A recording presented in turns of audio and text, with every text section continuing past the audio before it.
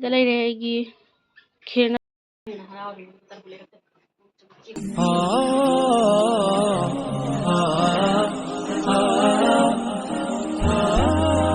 अस्सलाम वालेकुम मयाम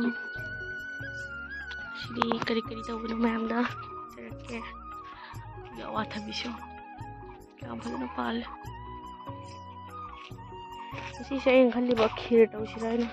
कोई थैबोंजे क्या फजनो पाल मखोंसिदगी हौरगा लेरे पांबीसिदि याम चावदि दुगु पालिबा मयामसे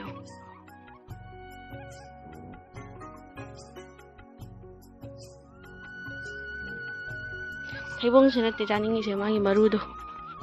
अदुने मे चानिंगिसे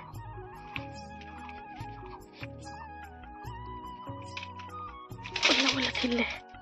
खोगी मोरॉकसे इफ्तारगी ngasi करी तौ आइगी खीर से ngasi तौसिरा खल्लिबा दुगा वास वारिबा आई पांगन सोली नै खंग मुना चो दुकान चलो करी करी लौनी खंग दुगा खलुइगे करी करी लौदमा दुगा मतुंगदा आइसे खीर हौजरक्के ngasiदी सुजी की खीर ओइना होगे सुजी ले ngasiदी इफ्तारगी करी करी लांजरिबा मयामदा उहंगरक्के मयामसी उरीसे अखोय ngai थाव यावदबि थोंगा चादोय अदुन मयामदा अइना उहनिंग मन खितरे थाव यावदबि थोंगसि अखोयना खंजिरक्पदगी थोंगक्तरिदना nga asu थाव यावगै ओ इमा हनुना हान याम पाम चारमसिना मचा नुपीना ngasi yakpa चानिंगैसे मीना अदु मरोय कमदा ngौनी मरोय ngौरोयना ngauबे पुन्ना हप्तलगा मो मरोय हप्तलगा पाल थोंबो मोय थोंदौनी मामी ओ अच्छा फरे फरे ngasiदी मयाम आई सुजी की खीर ओइना तौजरागे सिदि मयामसी अमक्तंग फजना सोइदोहिगे सिदा लेरे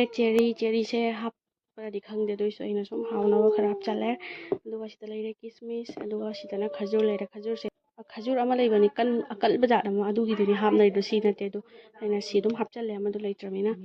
अदुगा सिदाना लेरे बादाम अदुगा सिदाना लेरे सुजी अदुगा सिदा लेरे संगोम बिस्मिल्लाहिर्रहमानिर्रहीम अइना थबक अमतंग तौवाइन तौबसे अमा नत्रे अमदि दुम लेरमोयबा रिफाइन लेरमदरे अदुना सिगी थावसे गोइन तौबा तारे मैसे खरा लैथरगा अहानबदा बादाम से हापचलनी किशमिश हापनी चेरी से हापचलनी चेरी से दुगा सी खजूर से अमा हापनी जुबी भांगपरा जुबी सु पुरा एक कक्तन खतन लोरे सी अमा हापचलगे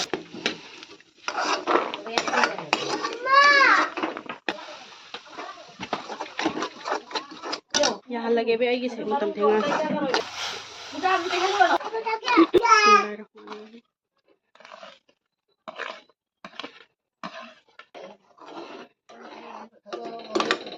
चल लगे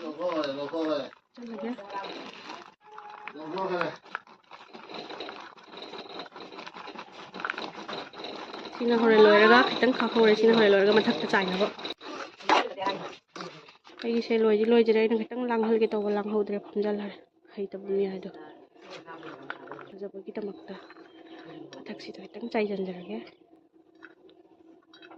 हाउनिरा हाउरेरा दुदि खंगजद्रे तंगदना गरम ती हो याद्रमिन खीर दुनाबा सिदि हलवा ओलहराबा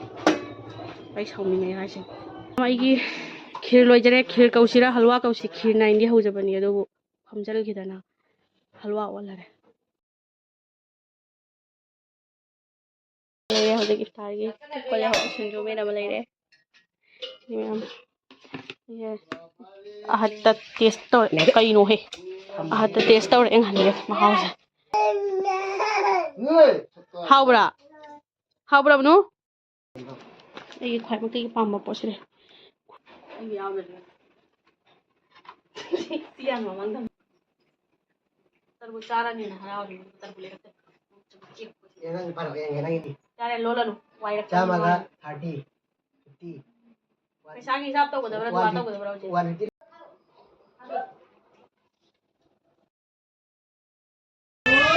ꯊꯥꯎ ꯌꯥꯎꯗꯕ ꯃꯌꯥꯝ ꯂꯩꯔꯦ ꯀꯣꯂꯤ ꯍꯋꯥꯏ ꯃꯌꯥꯝ ꯑꯩꯒꯤ ꯈꯤꯔꯁꯦ ꯆꯥꯛ ꯆꯥꯕ ꯂꯣꯏꯔꯒ ꯑꯣꯏꯅ ꯆꯥꯔꯦ ꯑꯗꯨꯒ ꯌꯥꯝꯅꯁꯨ ꯍꯥꯎꯔꯦ ꯈꯤꯔ ꯃꯥꯟꯗ꯭ꯔꯒꯁꯨ ꯑꯗꯨꯗꯤ ꯃꯌꯥꯝ ꯑꯩꯒꯤ ꯚꯤꯗꯤꯑꯣꯁꯤꯁꯨ ꯃꯇꯥꯡꯁꯤꯗ ꯂꯣꯏꯁꯤꯟꯖꯔꯒꯦ